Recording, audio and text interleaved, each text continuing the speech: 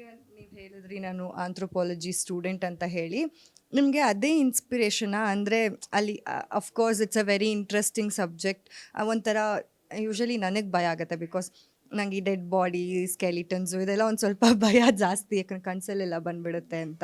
ನಿಮಗೆ ಅದು ಅಷ್ಟು ಧೈರ್ಯ ಹೇಗೆ? Because you are a student ಅಥವಾ ಜನರಲ್ ಆಗಿ ನಿಮಗೆ ಧೈರ್ಯ ಜಾಸ್ತಿನಾ? ಜನರಲ್ ಆಗಿ ಆ್ಯಕ್ಚುಲಿ ಧೈರ್ಯ ಏನಿಲ್ಲ. ಫಸ್ಟ್ ಎಲ್ಲ ಹೆದರ್ಕೊಂತಿದ್ದೆ, ಅಯ್ಯೋ ದೆವ್ವಗಳನ್ನ ಹಂಗೆ ಹಿಂಗೆ ಅಂತ.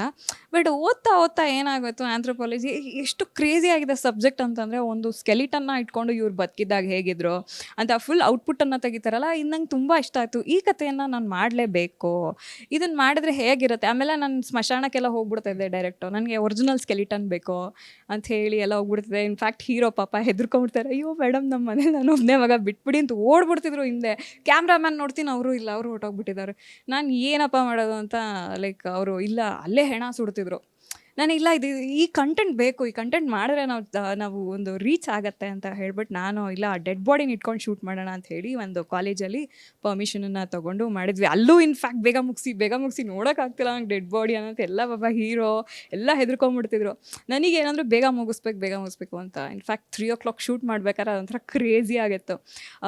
ನನಗೆ ಇನ್ಸ್ಪಿರೇಷನ್ ಅನ್ನೋದಾದರೆ ಆಂಥ್ರೋಪಾಲಜಿ ಓದೋ ಟೈಮಲ್ಲೇ ಲೈಕ್ ಇಲ್ಲ ನಾನು ಇದನ್ನು ಡೈರೆಕ್ಟ್ ಮಾಡಬೇಕು ಅಂತ ಅನಿಸಿದ್ದು ಆವಾಗಲೇ. ಹಾಗೆ ಈಗ ನೀವು ರಿಯಲ್ ಡೆಡ್ ಬಾಡಿ ಸ್ಕೆಲಿಟನ್ ಎಲ್ಲ ಯೂಸ್ ಮಾಡಿದ್ದೀನಿ ಅಂತ ಹೇಳ್ತಿದ್ದೀರಾ. ಕವಲುದಾರಿ ಸಿನಿಮಾಲು ಕೂಡ ಓಪನಿಂಗ್ ಹಾಗೆ ಇದೆ.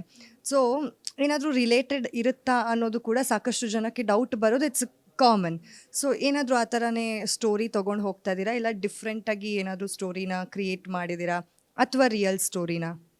ಇಲ್ಲ, ಅದಕ್ಕೆ ಸಂಬಂಧ ಇಲ್ಲ. ಬಟ್ ಇದು ರಿಯಲ್ ಸ್ಕೆಲಿಟನ್ಸ್ ಅಂತ ಏನು ಅಂತ ಅಂದರೆ, ಅದು ಆಲ್ಮೋಸ್ಟ್ 20 years ಆಗೋ ಅದು ಸತ್ತು ಹೋಗಿ ಅದು ಫುಲ್ ಓಪನ್ ಆಗಿಬಿಟ್ಟಿತ್ತು ಆ ಸ್ಕೆಲಿಟನ್ ಎಲ್ಲ. ನಾನು ಇನ್ಫ್ಯಾಕ್ಟ್ ಕೇಳಿದೆ ಕಾಲೇಜವರಿಗೆ, ನನಗೆ ಇದು ರಿಯಲ್ ಬೇಕು ಅಂತ, ತೊಗೊಳ್ಳಿ ಅಂತ ಪರ್ಮಿಷನ್ ಕೊಟ್ಟರು.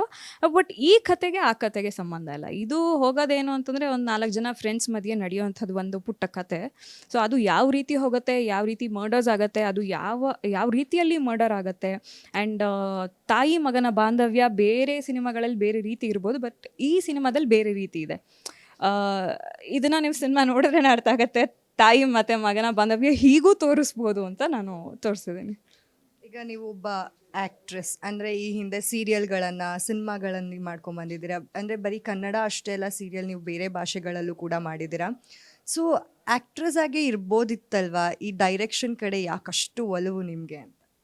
ಅದೇ ನಾನು ಹೇಳಿದ್ನಲ್ಲ, ನನಗೆ ಲೈಕ್ ಇದೊಂಥರ ತುಂಬ ಚೆನ್ನಾಗಿದೆ, ಇದೊಂಥರ ಲೀಡರ್ಶಿಪ್ ಇದು. ಆ್ಯಂಡ್ ಏನಂದರೆ ಆ್ಯಕ್ಟಿಂಗ್ ಅನ್ನೋದು ಓಕೆ, ನೀವು ಕೊಟ್ಟಿರೋ ಸ್ಕ್ರಿಪ್ಟನ್ನು ಆ್ಯಕ್ಟ್ ಮಾಡ್ತೀರಾ, ಹೋಗಿ ಕ್ಯಾರವನಲ್ಲಿ ಕೂತ್ಕೊತೀರಾ, ಆ್ಯಂಡ್ ಅದೇ ಇಟ್ಸ್ ಅ ಡಿಫ್ರೆಂಟ್ ಇದದು. ಬಟ್ ಇದು ನನಗೆ ನಾನು ಹೇಳಿದ್ನಲ್ಲ, ನಾನು ಓದೋ ಟೈಮಲ್ಲಿ ನನಗೆ ಇನ್ಸ್ಪೈರ್ ಆಯಿತು, ಲೈಕ್ ಇಲ್ಲ ಈ ಕಥೆಯನ್ನು ನಾನು ಡೈರೆಕ್ಟ್ ಮಾಡಬೇಕು ಅಂತ.